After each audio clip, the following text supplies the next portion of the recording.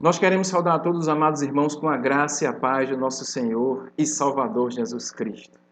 Amados, hoje nós vamos dar continuidade no majestoso livro de Apocalipse e vamos estudar o capítulo 20, entre os versículos 1 até o versículo 15. Esse capítulo 20 de Apocalipse, ele é recheado de ensinamentos, de doutrinas, porque ele vai tratar de vários assuntos. Agora, nós vamos aqui dar o título desse estudo da prisão de Satanás, o reino milenar de Cristo e o grande trono branco. Por que esse título? Porque é justamente nesse contexto que a gente vai desdobrar todos os assuntos que nós vamos degustar e aprender aqui juntos, nesse capítulo 20 de Apocalipse, que é um capítulo tremendo, né? Assim como todo o livro de Apocalipse. Nós queremos aqui, a título de introdução, dizer que esse capítulo 20 é a última sessão das 7 sessões que compreende todo o livro de Apocalipse. Quem vem acompanhando os nossos estudos sabe que a gente está estudando Apocalipse em sessões, em 7 grandes sessões. A primeira sessão foi quando Cristo ele escreveu as 7 cartas para as 7 igrejas. A segunda sessão são os 7 selos do Apocalipse, né? Os juízes de Deus, em detrimento à oração da igreja glorificada. Depois nós vimos a terceira sessão, que é a sessão que tratou das 7 trombetas de Deus, que também fala do juízo de Deus. A quarta sessão desse livro majestoso do Apocalipse, nós vimos o surgimento do quarteto do mal, que é o diabo, o anticristo, o falso profeta e a grande Babilônia, a grande meretriz. A quinta sessão são as 7 taças da ira de Deus, ou seja, é o juízo pleno de Deus derramado sobre a terra. A sexta sessão, que foi a que nós vimos na semana passada, ou o finalzinho da sexta sessão, nós vimos a queda desse quarteto do mal, onde o diabo, o anticristo, o falso profeta e a grande Babilônia, que é a meretriz, que derrama sobre a terra a cólera da sua ira, da sua prostituição. Vimos que ela caiu, ela foi derrotada. Nós vimos a queda desse último inimigo sendo derrotado. Foi uma coisa tremenda, foi grandioso. Nós vimos também, no capítulo anterior, do capítulo 19, um grande casamento, que foi as bodas do Cordeiro, quando Cristo, naquele cortejo, ele desce dos céus. E ele tanto vem para buscar a sua noiva amada, a sua igreja, como ele vem para a grande batalha, o Armagedon. Nós vimos isso no final da última sessão, a sessão número 6. Agora, amados, nós estamos na sessão número 7, que é a última sessão. E essa sessão, ela se reinicia, ela reinicia a história e é contado outra vez a história, da mesma forma que foi contado nas 6 primeiras sessões. Ela também cobre o período que vai da primeira até a segunda vinda de Jesus Cristo. Vimos no capítulo 19 o juízo final e agora no capítulo 20 retornaremos à primeira vinda de Jesus Cristo. Que coisa tremenda, né? E a gente deve aqui também se lembrar que essas 7 sessões, elas são paralelas e são progressivas e vão culminar na segunda vinda de Jesus Cristo. Agora, quando termina uma sessão, a história volta e é contada de novo. Só que de ângulos diferentes, de perspectivas diferentes, que traz um contexto diferente. Esse capítulo 20 aqui, amados, ele está dividido em 3 grandes cenas. A primeira cena está nos versículos de 1 a 3, que vai falar justamente da prisão de Satanás. A gente vai ver e vamos aprender juntos a descrição da queda desse último inimigo de Deus, o grande dragão vermelho, o diabo. A segunda cena, ela vai entre os versículos 4 até o versículo 10. E vai tratar justamente do reino milenar de Cristo e o reinado das almas. Vamos entender sobre o reinado milenar de Jesus Cristo, com a sua igreja. Pois veremos que esse reinado, ele não é físico, não é um reinado físico, é um reinado espiritual.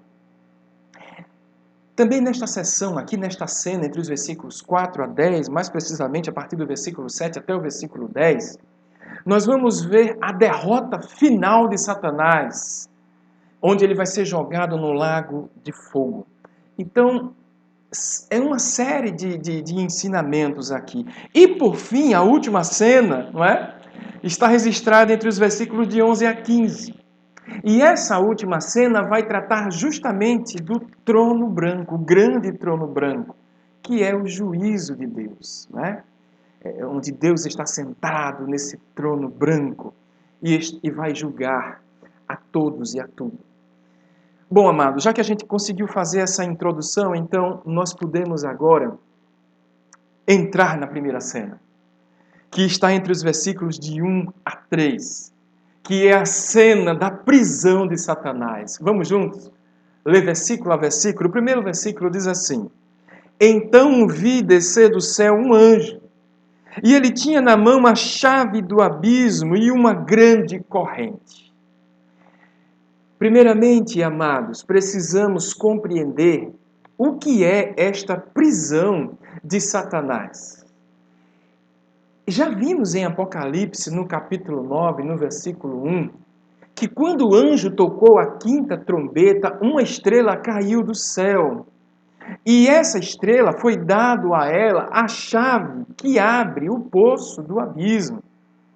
Trata-se de um anjo, né? Na literatura judaica, uma estrela quando cai do céu é representado como um anjo, como uma manifestação da glória de Deus. Muito bem. Esse anjo, ele tem a chave, como diz aqui também no capítulo 20 de Apocalipse, versículo 1, a chave do poço do abismo. Esse abismo é um lugar horrível. Esse abismo é a habitação dos seres malignos.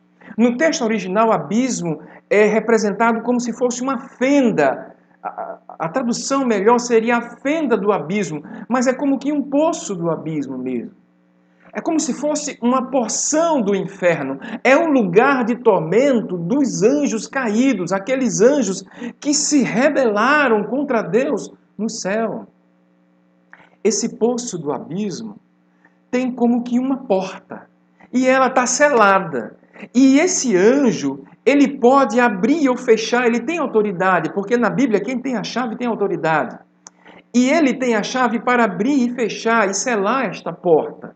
Por isso essa chave que ele está nas mãos, ele está fechando essa porta. Essa porta é fechada. E olha o que diz o versículo 2 aqui. Ele segurou o dragão, ele é o anjo, não é? Ele segurou o dragão, a antiga serpente que é o diabo, e prendeu por 1000 anos.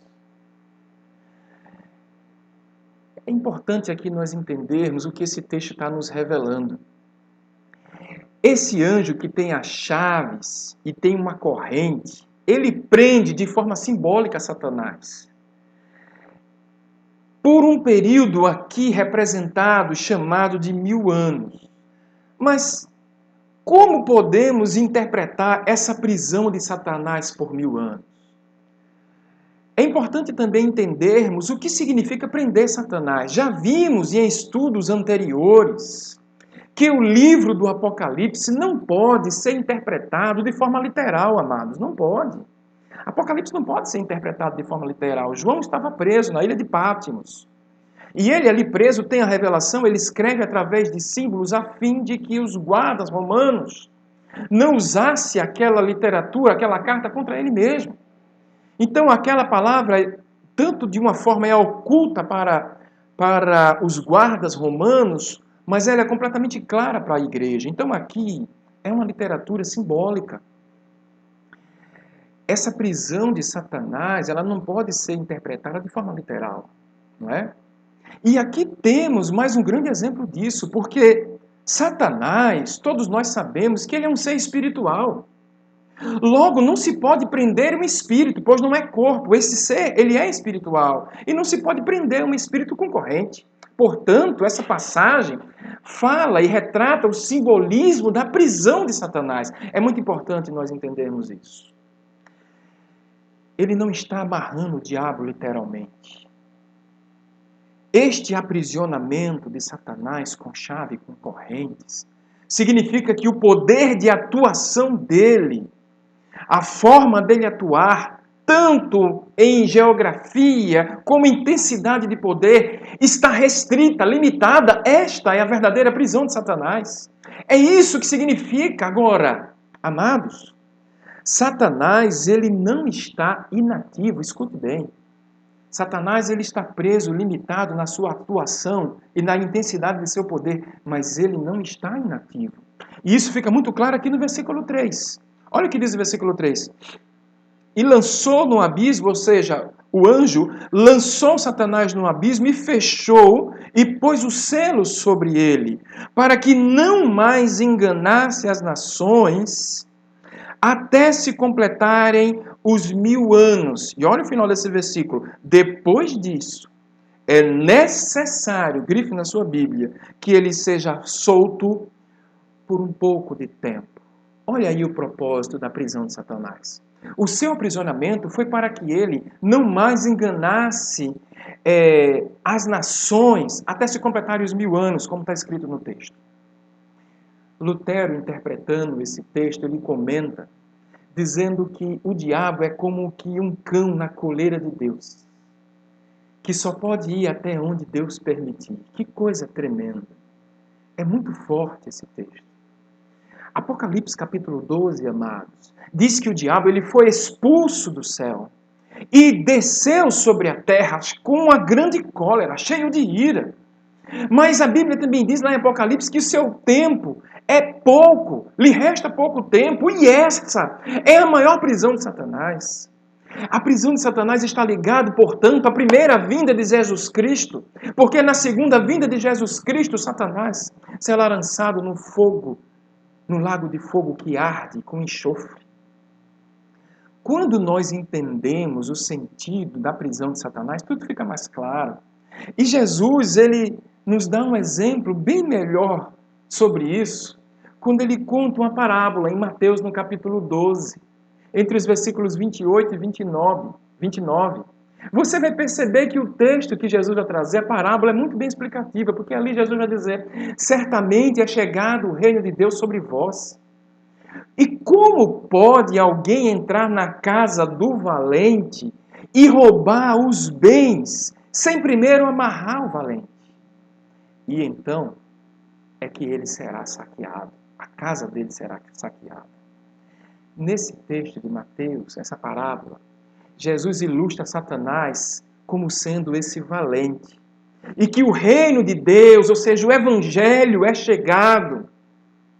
E os bens desse valente que é o diabo são as vidas que ele as detém, que ele conquistou para ele. Por isso, para saquear a casa desse valente, para lhe tirar os bens, ele precisa primeiramente ser amarrado.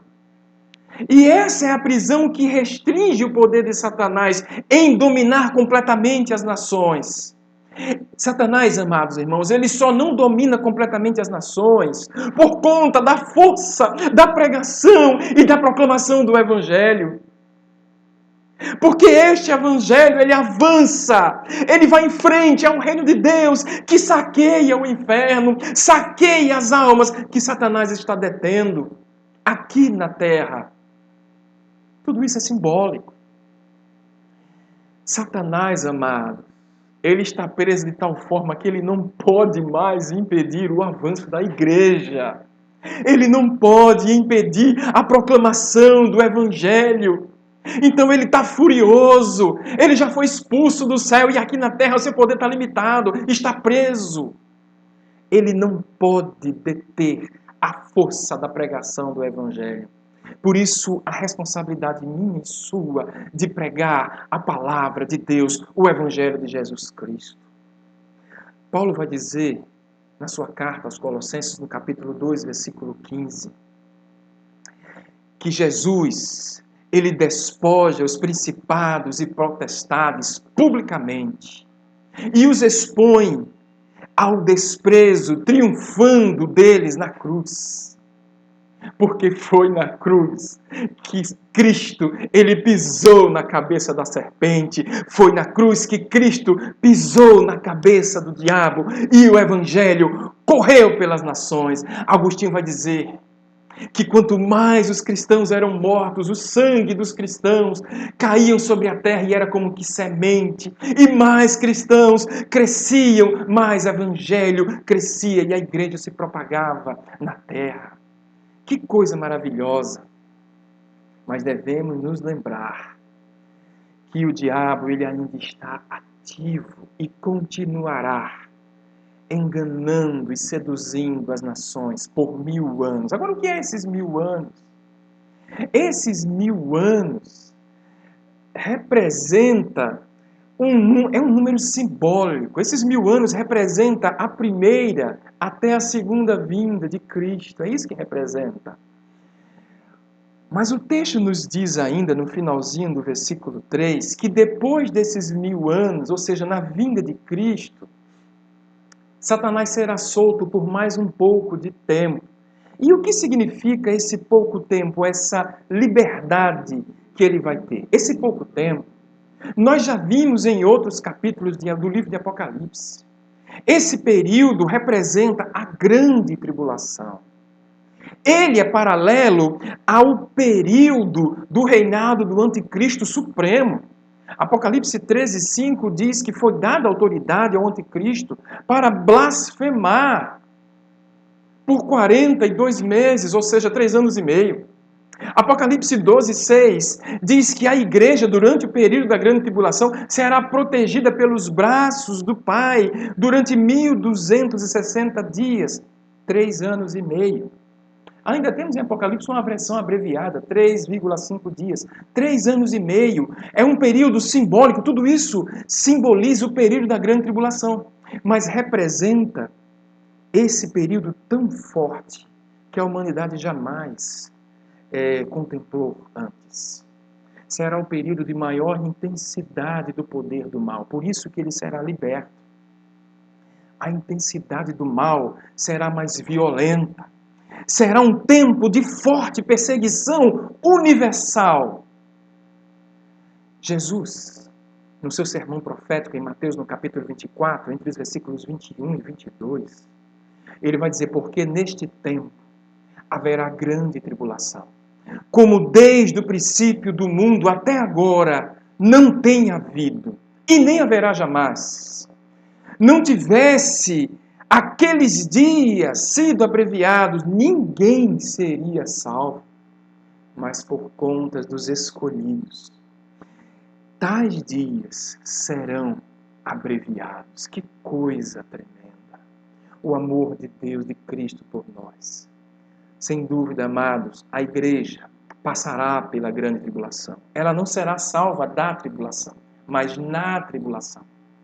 Porque Cristo, porque os braços protetores do Pai vão proteger a sua igreja amada. Que texto tremendo, que texto maravilhoso. Agora, amados, nós podemos entrar aqui na segunda cena deste capítulo, uma vez que nós já passamos pelo aprisionamento de Satanás. Depois vamos retornar sobre Satanás lá aqui no versículo 7. Mas João aqui ele vai ver uma segunda cena, que é justamente o reino milenar de Cristo e o reinado das almas. Olha o que diz aqui a partir do versículo 4. Vi também tronos, circule na sua Bíblia, tronos, e nestes sentaram-se aqueles os quais foi dada autoridade de julgar. Olha só.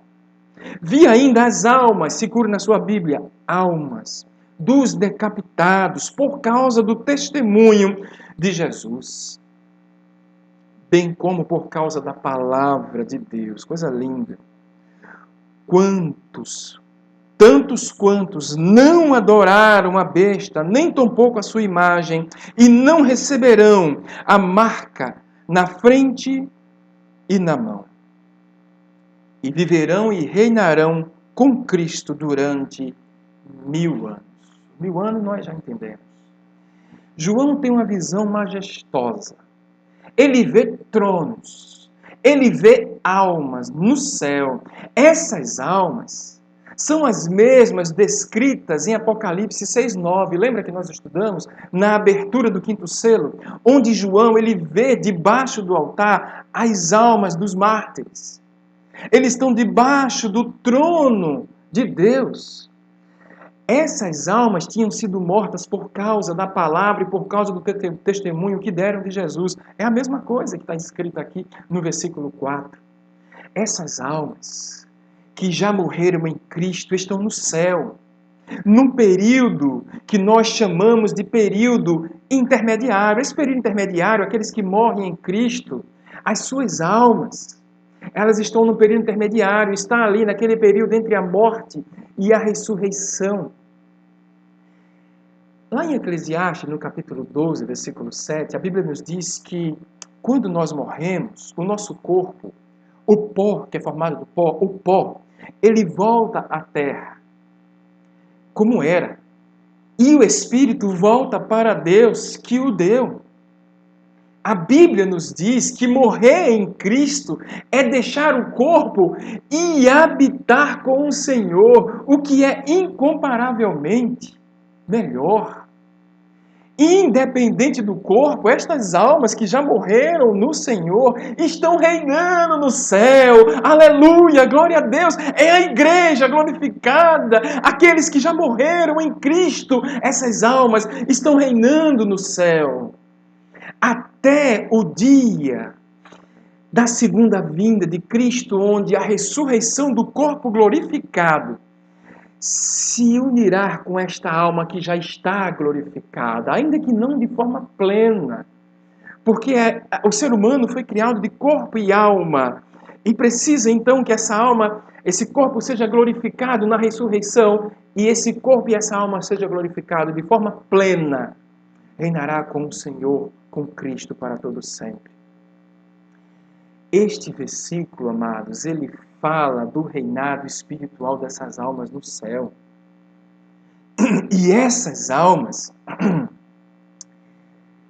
são daquelas que passaram pelo vale do martírio, bem como também são as almas de todos os cristãos que aqui na terra, a igreja militante, não receberam a marca da besta, a marca do anticristo. São os selados de Deus, que não se contaminaram com a sedução deste sistema, deste mundo corrompido. Agora, amados, é importante dizer que eles, como o texto ele diz aqui na parte B do versículo 4, eles viverão, eles vivem e reinam com Cristo durante o período dos 1000 anos, ou seja, o período que compreende da primeira e segunda vinda de Cristo.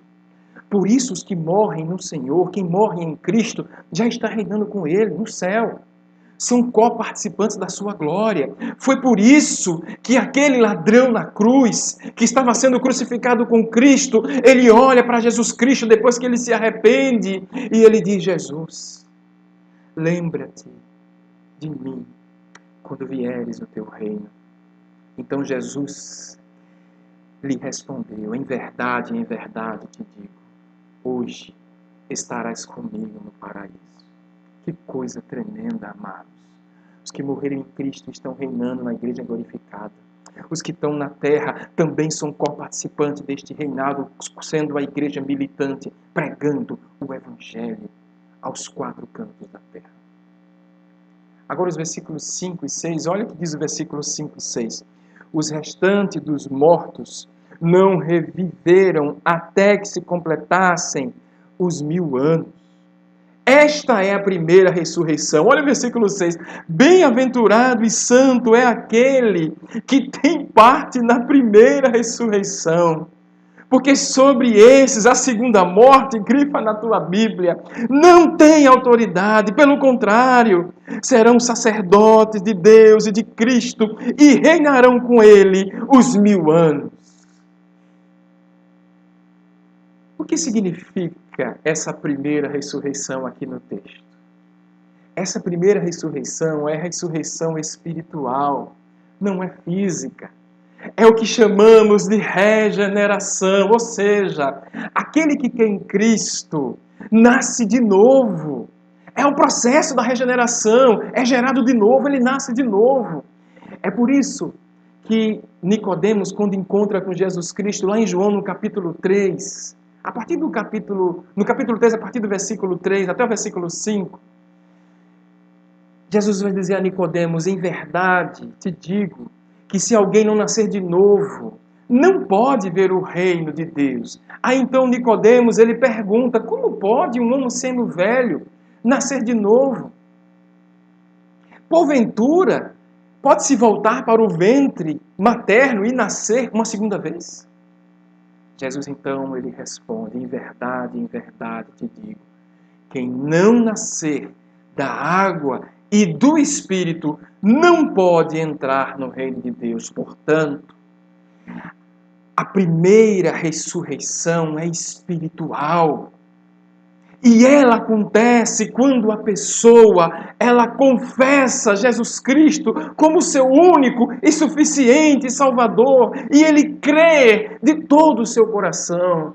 Essa pessoa, ela passa da morte agora para uma vida espiritual, uma nova criatura, nasce de novo, morre a sua natureza humana aqui para este mundo corrompido e vive e é vivificado em Cristo Jesus.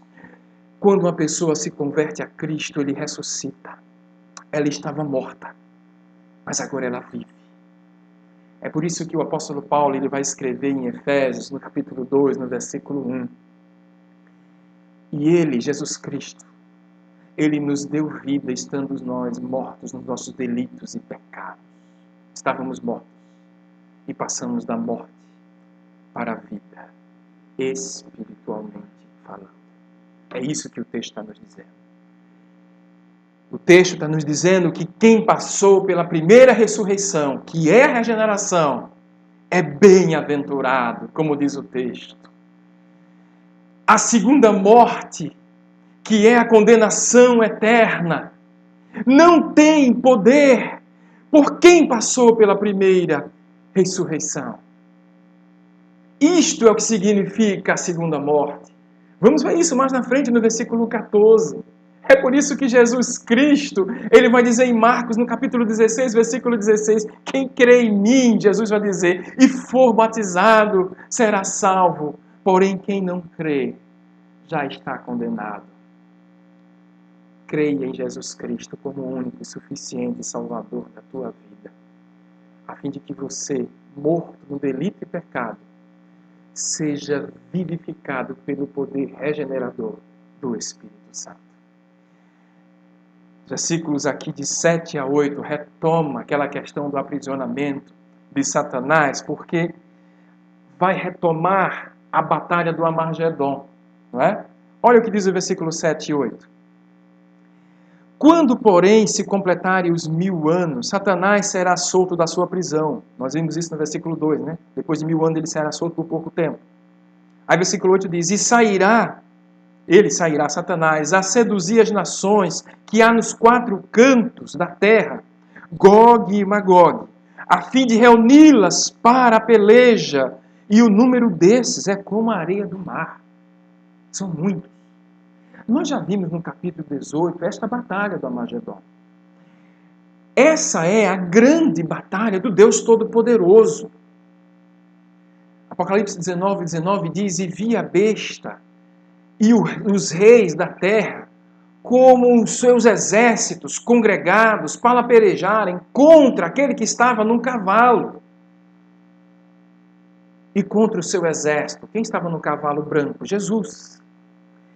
Satanás e seus agentes seduz as nações que há nos 4 cantos da terra, como diz o texto. O que é que isso significa? Significa que a batalha, ela será universal. É o Armagedon. Gog e Magog, aqui no texto, eles representam um grande exército. Você vai encontrar isso em Ezequiel, nos capítulos 38 e 39. Que se reúne para batalhar contra Cristo.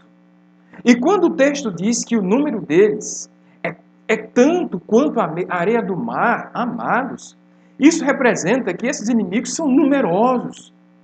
O exército é grande, mas é inútil, será inútil, porque eles serão derrotados pela espada que sai da boca de Jesus, pelo sopro do Cordeiro. Todos eles serão definitivamente destruídos. E olha o que diz aqui o versículo 9. Olha a ousadia desse exército maligno. Marcharão, não é? Olha só. Então pela superfície da terra, e sitiarão o acampamento dos santos e a cidade querida. Desceu, porém, grifa na tua Bíblia, fogo do céu e os consumiu. Não importa a quantidade de inimigos, o fogo do céu irá consumi-los. Serão exterminados pela manifestação da glória da segunda vinda de Cristo. Amados, eu não sei o tamanho da luta que você enfrenta como igreja militante aqui na terra. Não importa o tamanho dos teus inimigos.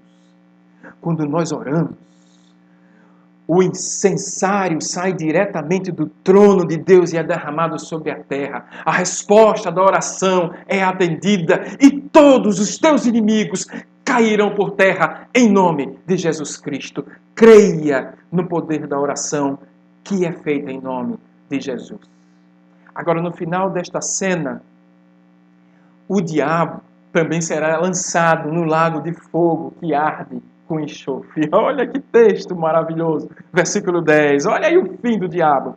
Versículo 10. O diabo, o sedutor deles, foi lançado dentro do lago de fogo e enxofre, onde já se encontram não só a besta, como também o falso profeta. E serão atormentados de dia e de noite pelos séculos dos séculos. Aqui nós temos grandes ensinamentos. O anticristo, essas duas bestas, é o anticristo e o falso profeta. E eles já foram lançados vivos no lago de fogo e enxofre. Vimos isso em Apocalipse no capítulo 19. Agora aqui, em Apocalipse 20:10, o diabo, não é? Esse mesmo diabo que parou na frente do mar e que convocou esses dois agentes, as duas bestas, o anticristo e o falso profeta, para pelejar contra a igreja de Cristo, esses dois agentes, essas duas bestas, já estão no lago de fogo. E o capítulo 20, versículo 10, diz que o diabo vai fazer companhia aos seus dois agentes, só que agora no lago de fogo e enxofre. Perceba aqui que o diabo, ao contrário do que muita gente pensa, ele não manda no inferno, amado. Ele não é o chefe do inferno. No inferno, ele não terá autoridade de usar esses dois agentes para atormentar as almas. Não, não terá. Sabe por quê? Porque Satanás e esses agentes, o falso profeta e o anticristo, também serão atormentados com essas mesmas almas, de dia e de noite, pelos séculos dos séculos. O diabo não manda em nada ele manda, nem no inferno. Lá também ele vai sofrer, será um local definitivo de sofrimento também dele. Ele vai sofrer.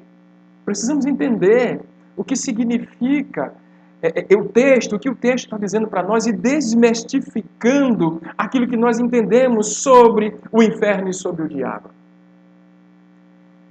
Amados, agora nós vamos para a última cena deste tremendo capítulo 20, que é o capítulo 20 de Apocalipse.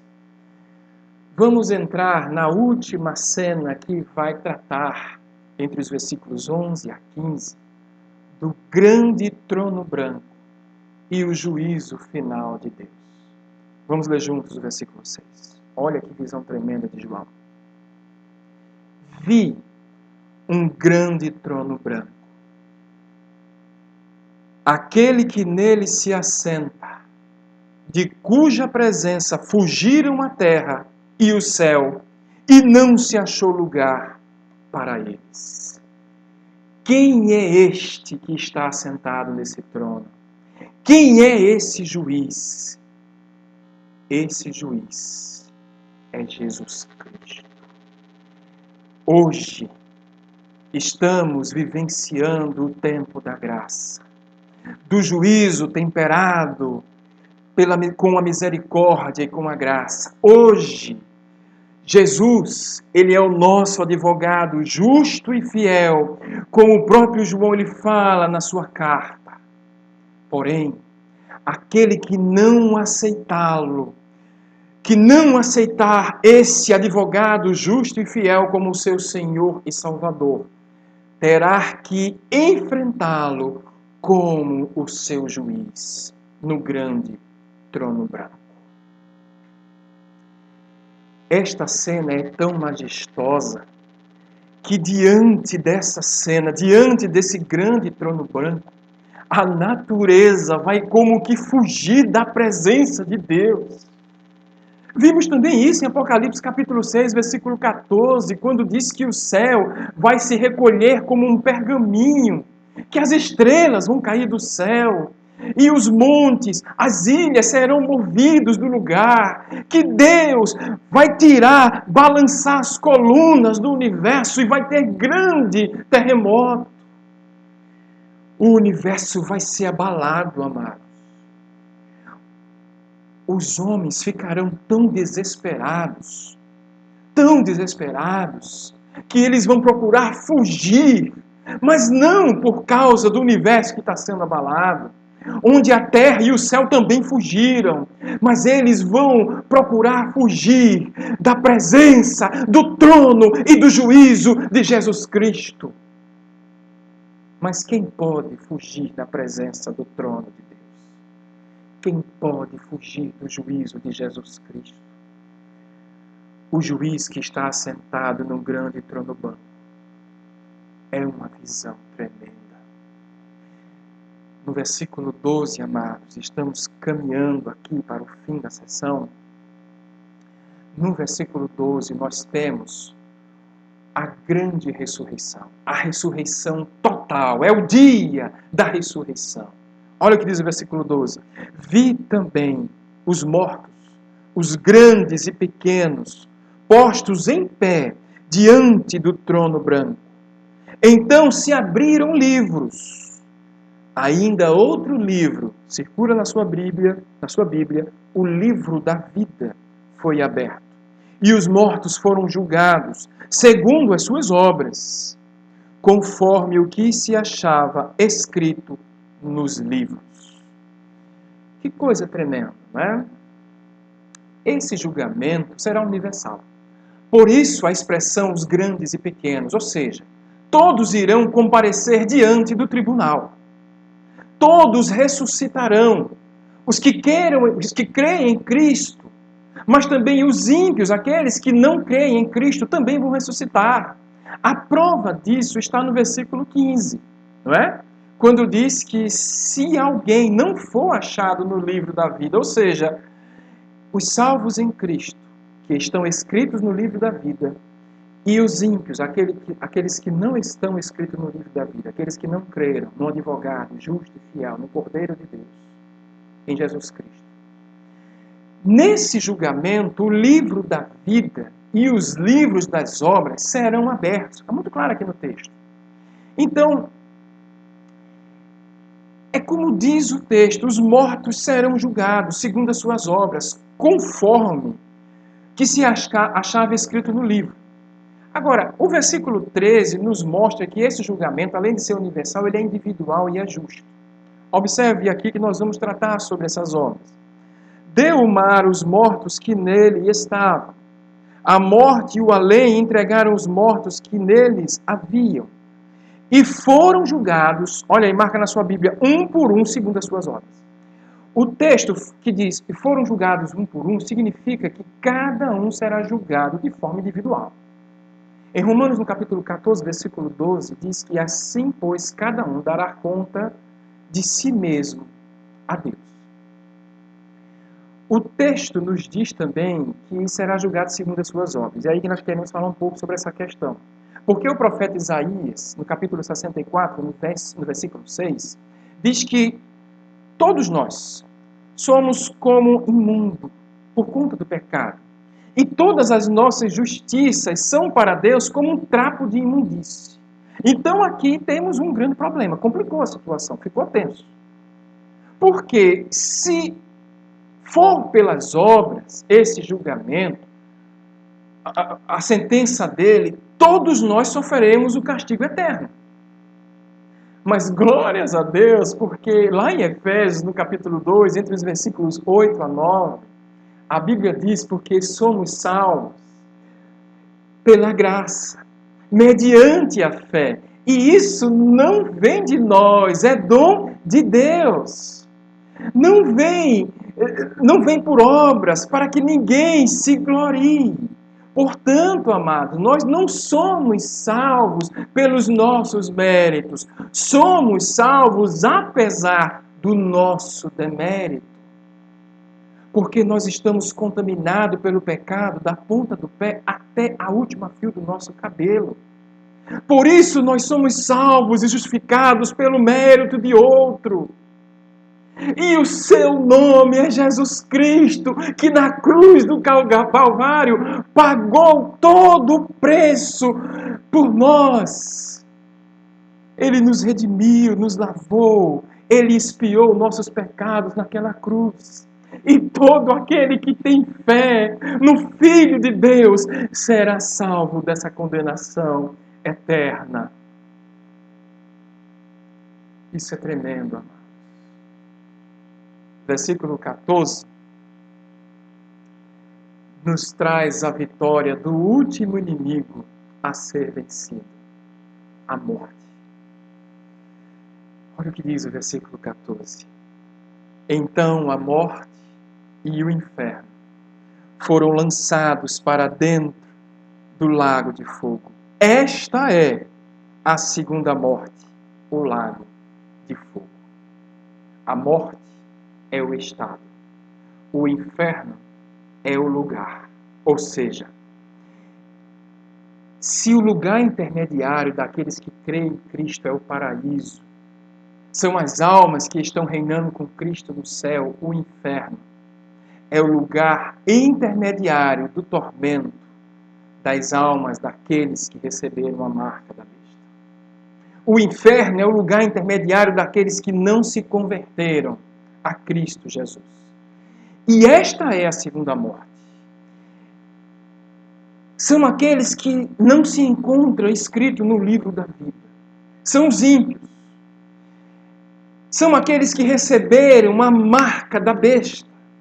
São estes que serão lançados no lago de fogo que arde com enxofre.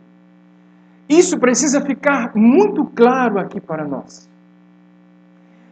Morrer em Cristo, aqui na terra, o corpo volta para o pó e a sua alma vai para o céu, reinar com Cristo para todo sempre. É o reinado das almas. Morrer sem Cristo, o corpo volta para o pó, mas a alma vai para o inferno, local do tormento. Ambos ressuscitarão. Quem crê em Cristo, o corpo glorificado se une à alma glorificada. Quem não crê em Cristo, a alma será unificada também com o corpo, porém, será lançado num lago de fogo e enxofre. E o seu tormento, o seu corpo, será como uma máquina de doer por toda a eternidade. Isso nos leva a pensar o quanto nós estamos precisando cada vez mais pregar o Evangelho. O quanto nós precisamos estar na missão de Deus e pregar o Evangelho de Jesus Cristo pelo mundo. Porque muitos ainda não reconheceram o senhorio de Jesus Cristo. Precisamos continuar pregando a palavra de Deus. Agora, amados, o versículo 15 reafirma isso que nós estamos tratando aqui. Olha o que está escrito no versículo 15. Olha como esse versículo ele é forte. E se alguém não foi achado inscrito no livro da vida, esse foi lançado para dentro do lago de fogo. Será neste momento que o lago de fogo ele estará completo. Por quê? Porque lá já está o diabo. Lá já está o anticristo. Lá já está o falso profeta. Agora são os ímpios que estarão indo também para o lago de fogo. os que não estão escritos no livro da vida. Lá também no lago de fogo já está a morte. E lá no lago de fogo também estará o inferno. É o último inimigo a ser vencido. Serão todos lançados no lago de fogo. Local definitivo e de tormento eterno, onde a fumaça sobe pelos séculos dos séculos. Mas para os que são salvos em Cristo Jesus, lavados pelo sangue do Cordeiro, para estes, não haverá tormento eterno. Haverá vida eterna, de gozo e de paz com o Senhor. É por isso que nós vamos ver até no próximo estudo, no capítulo 21, no versículo 4, quando diz: e Deus enxugará dos olhos toda lágrima, e a morte não existirá mais. Não haverá mais luto, nem pranto, nem dor, porque as primeiras coisas já passaram. Olha, o último inimigo vencido, a morte será lançada no lago de fogo. Não existirá mais morte. É por isso, amado, que o grande trono branco, quando abre, se abre também outro livro, que é o livro da vida. E quem está escrito nele? Quem é que está escrito nesse livro da vida? São todos aqueles que se converteram a Cristo Jesus, que confessaram Jesus Cristo como o único e suficiente Salvador. São os eleitos de Deus em Cristo. São os que foram lavados pelo sangue do Cordeiro. São os que foram selados pelo Espírito Santo de Deus. São os que não se renderam a este mundo corrompido pelas pecaminosidades, pelo sistema do mundo perverso. São aqueles que são convidados para as bodas do Cordeiro, a festa no céu, o casamento eterno. Estes são os que são escritos no livro da vida. E esses ouvirão de Cristo: vinde, benditos de meu Pai, e entra no reino que está preparado desde a fundação do mundo. Este é o capítulo 20 de Apocalipse, que fala tremendamente ao nosso coração. Se você não tem Jesus Cristo como Senhor e Salvador da sua vida, ainda há tempo, ainda é hora de você entregar a sua vida e confessar publicamente: Jesus Cristo é o Senhor e Salvador da minha vida. Que Deus te abençoe, em nome de Jesus Cristo. Amados, eu gostaria